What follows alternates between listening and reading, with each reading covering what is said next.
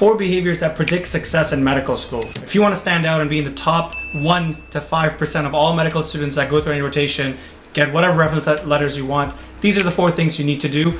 And I'm pretty sure you won't guess the 4th one. Number 1, show up on time. Now this one's very easy and self-explanatory.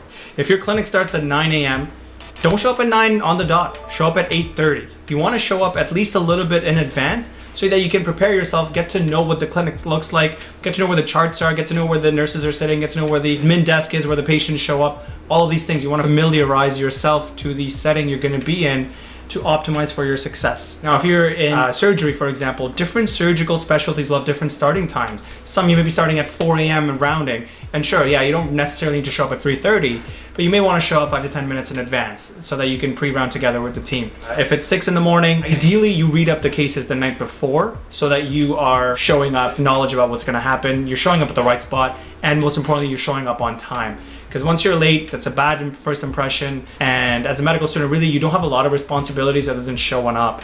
And so make sure you do show up on time.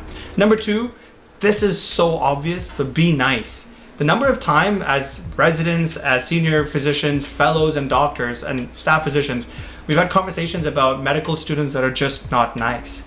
And you might think you're nice, but wait till you're on your 28th hour and a nurse is calling you or paging you incessantly, asking you about random things that you may not know. And so the way you manage these stressful situations, the way you manage these little interactions actually translates into how you're perceived.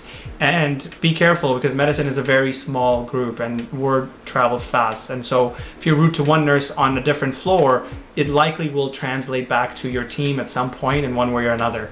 And so the medical community, for better or for worse, is very close-knit and word travels fast. So try your best and be nice, okay? Number 3, you want to be prepared. So this ties in with the first point about knowing where you got to go, but also knowing what you're going to be doing that day. So if you show up to an abdominal surgery that you've got scheduled with the general surgeon the next day, and you don't even know the 5 layers of the abdominal wall, I mean, you're probably going to get kicked out of the OR. So that's exaggerating, depends on the surgeon. Some surgeons will do that, others won't, and they'll just tell you to go read up on it. And this happened to me. I was in a surgical rotation, and it just so happened I was scheduled for clinic, but then the clinic got canceled and they sent me to the operating room last minute. Now, I didn't get a chance to prepare and review cases or what kind of surgery is going to happen, but they were doing a pancreatitis surgery and the pancreatectomy, and I had no idea in terms of some of the anatomical landmarks that the surgeon was asking me about. And I was just standing there clueless. I was like, surgeon straight up in front of everyone said, why don't you go read up on your abdominal anatomy and come back tomorrow? He actually let me go home early that day, which you think is a nice thing, but it was actually very embarrassing. And number 4, which is the most important thing, is learn to say, I don't know.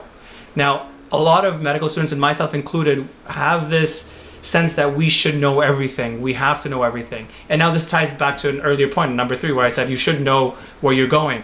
And so there is preparation for where you're supposed to be and where you're supposed to know, which is expected. And this is what will get you to stand out from other medical students.